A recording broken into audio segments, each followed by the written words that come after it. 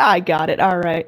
Maneski going into their last pick here. We'll see what they're going to pick up for their position 1. Again, Sven is something we talked about a lot. The stun is going to be great against the Meepos, but he needs a lot of time to farm up. May still have mana problems even with the Crystal Maiden, and he's not going to guarantee them a completely safe late game as Meepo can just continue to ball out of control. They're going to dip into their reserve time for this last pick, and we'll see what they're going to go with. Definitely scared about the Nyx Assassin just kind of creeping up, popping really easy supports. I mean, that Crystal Maiden is going to be one Vendetta Strike and an Impale away from death at all times, so can't necessarily count on her getting off all her spells in every team fight. It is going to be this Sven pickup. All right, casters, we got this. Let's do it. Yeah. Again, this is going to be a 2-game series, Warriors Gaming Unity versus Maneski. We are in the group stages of Mr. Cat Season 2, the most prestigious Southeast Asian tournament running at this time, I think, probably. I don't... of ever. And how do you feel about the Maneski draft? They went for the Sven like we talked about. I think they've got pretty strong lanes, but I'm just real scared of that Meepo. Yeah, I think they're probably happy they were able to grab the Sven at the end. I'm sure they were like, okay, well, at least we have Sven, but it's Meepo.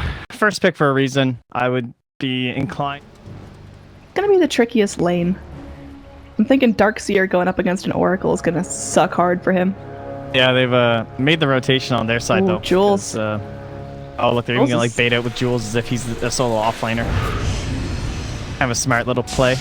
And like, oh shit, why is there a Sven here? So he just gets the rune. And, well, I guess they know he wouldn't have solo offlaner, but just running up in their face. Could be like a dual offlaner to Darkseer. But either way, they've made the expected aggressive decision here. Generally what you want to do if the matchup is that awful. Like, because Darkseer just would not be able to do anything up there.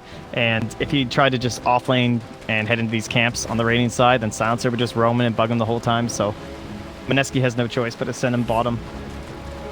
And in this case, this actually is fine for Maneski. There's kind of a tough call by Warriors Gaming. It's like, okay, so are we going to rotate? Like, what do we do in this scenario? Yeah. We'll see how these lanes hold up for them for now. Down bottom, it should be a pretty easy time. Again, Darkseer harassing the Nyx with the Ion Shell until he grabs a couple points in Carapace. That's not all too difficult. Top lanes where we're going to see the action going on. We already got that Freeze Crush going on the Vengeful Spirit. She's got herself a stun. She's going to take a stun from Sven, but this is most likely going to be first blood. One more hit would have been enough, but Nana is going to get back. Helped out a little bit by the Oracle, and now Jules is the one dropping low. Has to go tango up. Oh man, they really needed that kill up top there. Finding so many resources from the Radiant side. Sven especially, like that's his one of 2 stuns. And I'll just go for the deny in the jungle. Go ahead and try. Ajit going forward. The net does latch. They're going to bring in both Meeps, but Ajit gets so low. He's taking tower aggro, and one more hit will mean first blood on the Meepos. Flashed up top. We've got our Vengeful Spirit taking some damage, getting sandwiched in between 2 heroes. The Frostbite secures another kill, going the way of Maneski. I was really greedy to try and make that work off that Invis rune. I think it was just desperation. I mean, the Silencer spent so much time. But with an aggro try, that also becomes a little bit more difficult. So far, all the lanes working out very well for Maneski. They haven't lost anyone in this top pressuring lane. Ninja Boogie's doing good game experience, and they might get another kill.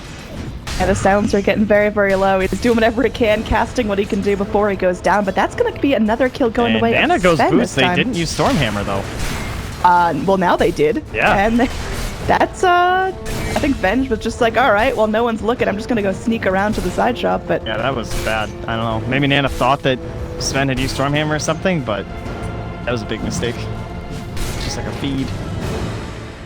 And even then, it still would have been a like okay trade for WG, but they really need this Meepo to get going. So ensuring that he landed the double impale might have been like early game saving here as they go again or after Ajit. As Meepo's not going to get any time to himself. They definitely have that split target syndrome, but the vacuum will secure at least a bit of reinitiation. RR chasing after Ajit, and there's nothing they can do. The Oracle, his TP still on cooldown, couldn't get there in time. Yeah, he was shockingly close to saving that one. You look at the net worth breakdown right now, and it's looking pretty scary for Warriors Gaming. The Radiant getting off to a good start. On the heroes it's crucial for, the Sven, the Darkseer, and the Shadow Fiend are going to be at the top of your net worth chart. Up top, initiation onto the Oracle is easily able to purge off the Frostbite, but look at the damage coming out of Shadow Fiend right now. gone on from... Oh, the turnaround with the God Strength.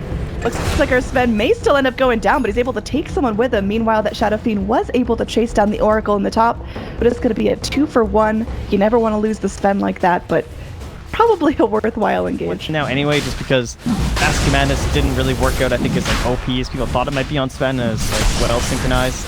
It's not quite there, so you just go for an early arm mode instead, and you can fight. Got Warriors Gaming, they go for a scan. They know that Radiant's in the Roche Pit. This is their fight to take. Wave of Terror connects on all the Global Silence. Oh, as well as the Earthbind. They're getting what they need. The Sven's locked in place.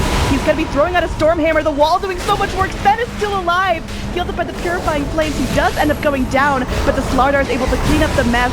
So far, the Chorus and Mineski are still doing what they need to. They get down the Shadow Fiend, and there's going to be a Darkseer picking up a double kill. Finally, it's a full wipe in favor of Mineski, losing the Sven, losing the Shadow Fiend, but the supports are able to finish the whole deal. Damn. I'm not even sure how this recap's gonna go. Yeah, they actually do get the gold advantage, despite going down as 5. It actually that Darkseer wall was them. Phenomenal. Yeah, that was a very nice wall. You can just tell by all the copies he sent running away from it. You got like all your copies of Meepo just sitting there fighting the other Meepos. And next Nova comes back, he'll start the deboarding process. Very handy in the current scenario as well. As there is some time here, but there's no global this time, so very unlikely to be able to win any sort of a fight here. And Miracle, yeah, he just went right back from BKB. Okay, guaranteed play from Ninja Boogie, I like it. I like that, the just in case play. Yep. In case Nyx is there with the Vendetta. Sort of wraparound play. Let's see if their smoke's gonna pop, because even if it does, they've got that sentry there revealing the Nyx Vendetta. If he does opt to go into that now. There we go, the smoke's popped. There's gonna be swaps every perfect which way. timing. Very well played by Miracle, able to get up a full ult. They've got the wall to boot, and that is just going to be a cleanup from Mineski. That Carapace can't stop you now. 3 dead already on the side of Warriors Gaming Unity, and they're looking for another here as X-Nova's trying to just do whatever he can to keep himself up. Has his ult. He's gonna cast it now. He doesn't have a TP though, so he's just gonna be focused down. Meanwhile, the rest of the Radiant just going to work on the high ground, and they should be able to find at least this tower, if not the full lane of Rax. Yeah, it's definitely looking like Rax here. Credit to Warriors Gaming though, that was very well timed. Like they initiated on the Shadow Fiend exactly as the Aegis was expiring. Just too strong, even despite being near a shrine. They take the fight down on the low ground, so it's not quite shrine gaming at that point for them, but man, my MVP so has been ahead. Darkseer. Both of the walls he's put down so far have just been absolutely on point, angled correctly, positioned correctly. Shadow Fiend was able to Requiem while people were stuck in the wall. Just all sorts of WomboXCombo damage coming at you, facilitated by the Darkseer. Comes the high ground attempt. Jules just going in, dropping the haze. It just can't even kill Miracle. I feel like he can just stand here and take this whole set of racks. He's got a full butterfly now and the Aegis, so they have to unload everything to kill him once, and then he respawns, and, well, that's a rampage. We'll see, the Meepo's going to head down bottom for a little bit of free push while the Radiant are otherwise occupied. They're actually going to smoke around, walk up onto the high ground here to reinitiate from the back lines. They do get the best of that Silencer, just chunked. That guy went from full to nothing in like half a second. Nana running away from the damage coming out of Jules, and it looks like they're going to find a secondary kill there. Buyback from the Silencer. They're going to bring back the Meepos. One's still pushing bottom if they need that escape, but as Tier 3 Tower has taken some serious damage, Crimson Guard keeping everyone healthy. And it's looking great. There's a smoke up from Warriors Gaming Unity to try to get that re-engage. They bring in the Meepos. This could be a big play, but they got the Stormhammer. The Global Silence not slowing anyone down. Look at that backing wall. Oh, Darkseer, please. That was amazing. And it looks like the GG's called out as Mineski take game number 1 against Warriors Gaming. Yeah, I had faith in the Meepo, but Mineski's too good this game. The lane setup was just brutal. I mean, I really thought they would do some sort of rotation or something, but they just kind of almost like baited themselves into a bad laning stage with that Oracle pick. You have to go defensive. Like Oracle can't go aggro or else it's just going to be so bad. And then they just send the Darkseer down bottom, and that first kill up in the top lane, very handy. Plus the whole Meepo going down early, then that stagnated his own rotations to help out those side lanes, maybe make those things a little bit better. This Oracle just did nothing because he had nothing to do once the Darkseer. Yeah, exactly. But like he couldn't do shit. Brutal.